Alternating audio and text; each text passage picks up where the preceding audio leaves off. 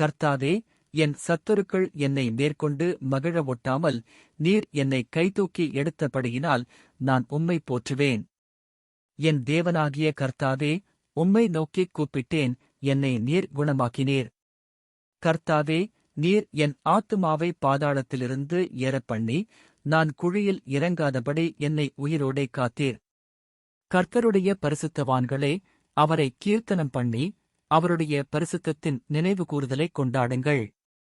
அவருடைய கோபம் ஒரு நிமிஷம், அவருடைய தயவோ நீடிய வாழ்வு. சாயங்காலத்தில் அழுகை தங்கும், விடியற்காலத்திலே களிப்புண்டாகும்.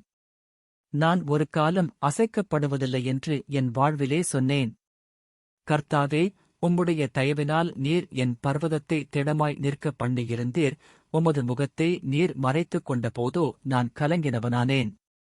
நான் குழியில் இறங்குகையில் என் இரத்தத்தால் என்ன லாபமுண்டு?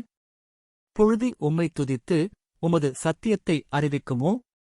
கர்த்தாவே, நீர் எனக்கு செவி கொடுத்து என்மேல் இரக்கமாயிரும். கர்த்தாவே, நீர் எனக்கு சகாயராயிரும் என்று சொல்லி. கர்த்தாவே, உம்மை நோக்கிக் கூப்பிட்டேன், கர்த்தரை நோக்கிக் கெஞ்சினேன்.